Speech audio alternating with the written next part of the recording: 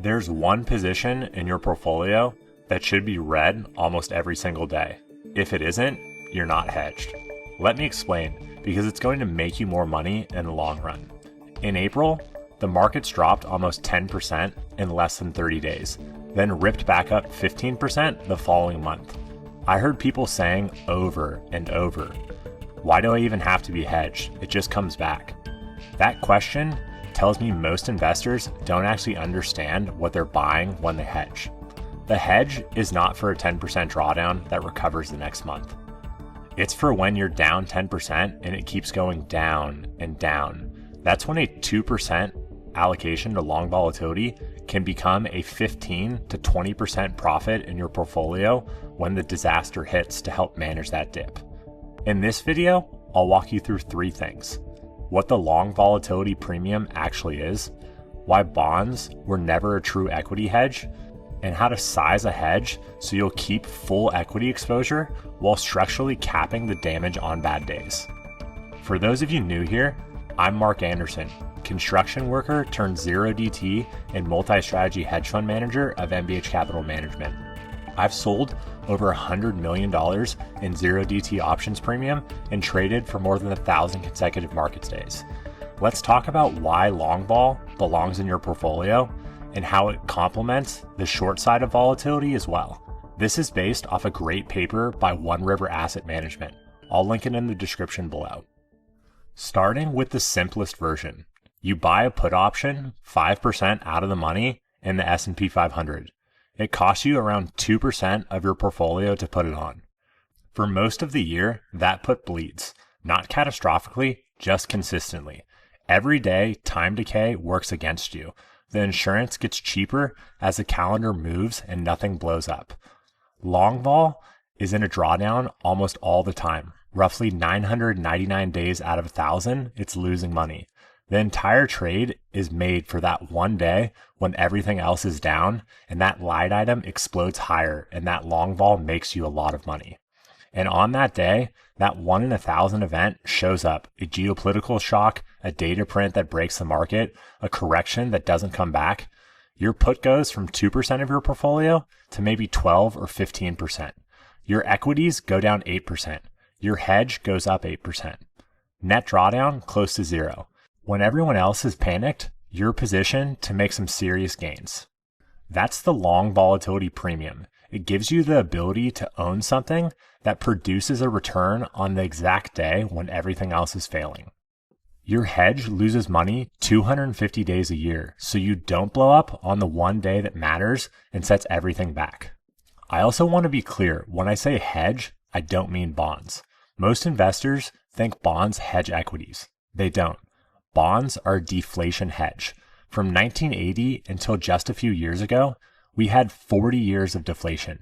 Every time equities got hit, the Fed cut rates, bonds rallied, and your portfolio stayed standing.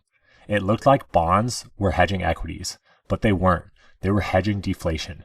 And deflation happened to follow equities down every single time there was a crisis. 2008, stocks down, bonds up. Deflation trade. It worked. 2020, same trade. COVID, deflation, worked again.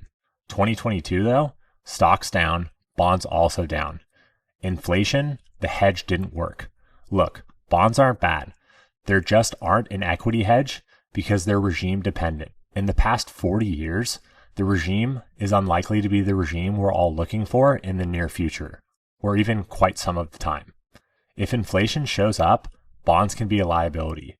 Before I go into showing you how holding a losing hedge will actually make you money, if you're watching right now and wondering what I mean by market regimes, there's a video I've linked below where I walk you through the 4 market regimes you'll want to know about so you can plan your portfolio accordingly. Okay, so let's talk about where you can find your edge with real equity hedges. There's a rebalancing philosophy known as Shannon's Demon. I have a full video on it linked at the end. But here's what it means for this conversation. A 33% drawdown needs a 50% gain to get back to even. That's volatility drag. Long vol's job is simple. Make that hole shallow.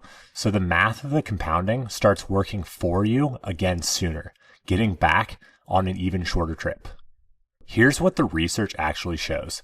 One River Asset Management ran this with S&P exposure plus a 5% out of the money put.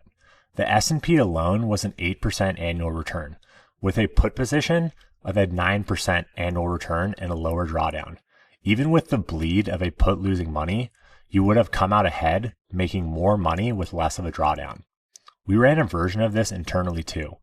SPY alone, 15% annualized return over a period with a 23% max drawdown, and a long vol position that by itself loses 3.6% a year and at a 43% drawdown. Combined, you get the same return as the S&P with a lower standard deviation and a lower max drawdown. You held something that averaged money every single year, and yet you made the same money with less drawdown by having it in your portfolio. That's the power of the long volatility premium. If you're holding a hedge and it doesn't feel like a drag, it's not doing its job. For most of the year, your long vol position is net negative. You'll do the math on what you've spent and think what you could have bought instead. At institutions, managers get evaluated on every line item. A position that bleeds 250 days a year is how you get fired. So most of them don't hold it all. That's exactly why the premium exists. Most people can't stomach not being right over time. Patrick at One River Asset Management, who wrote the paper and presented at the CBOE Risk Management Conference in Nashville, put it this way. Long vol is like salt. It makes everything better, but by itself, it tastes terrible. If you're only holding long vol, if you think the whole world is burning down and that's your entire portfolio, you're going to hate it every single day. That's not the strategy. The strategy should be like salt on a good meal, which brings everything together and completes the meal and heightens the taste of every part of the dish. Here's the mistake almost everyone makes with hedging. It's a comparison error. They take a 100% equity portfolio, allocate 20% to buy a tail hedge. Now they have an 80% equity exposure and a 20% hedge. And they're comparing that to 100% equity exposure. Of course, it looks worse. You quietly cut your equity engine by 20 points for this experiment. It's not a fair comparison. The correct comparison is have 120% in equity exposure and a 20% hedge. This brings you to the same beta. Now you're running an honest comparison. That's where the long vol premium really shows up. You're not replacing anything. Similar returns, less volatility, and shallower drawdowns. The backtest we looked at confirmed this. When you hold a full equity exposure plus the long vol position, you end up with effectively the same return as pure equity portfolio with less volatility and better compounding over time and a shallower max drawdown. The same destination, but with much less pain to get there. So here's what to take away. Hold an asset that loses money day to day, but produces a return on the exact day when everything else is failing. And that structure compounds into better equity outcomes over time. Bonds aren't that asset. They hedge deflation, not equities. When inflation shows up, they fall with you. Long volatility is the hedge. It'll bleed, but 1 in 1,000 days it doesn't. That's why you get paid for holding it. And size it right. Don't compare 100 equity beta to 80 equity beta. Take 120% in equity beta exposure and then that 20% hedge to get to the same 100% equity exposure. Inside our 0DT and multi-strategy fund at MBH Capital Management, long volatility is a line item because of what it does when everything else is correlated and falling. If you're an accredited investor and you want to see how a 1-20-20 structure would look with the numbers, there are 2 links in the description. The first books a 30-minute call for accredited investors evaluating Fund 1, our 0DT options fund, and Fund 2, our multi-strategy fund. We'll cover the strategies, allocations, and risk frameworks. The second is to subscribe to our monthly performance newsletter. This includes our performance, attribution of strategies, and current research. Subscribe below. We only take a limited number of new relationships each quarter, so if you want to be in this next allocation window, use the link and schedule a time below. I'll see you guys on the next one.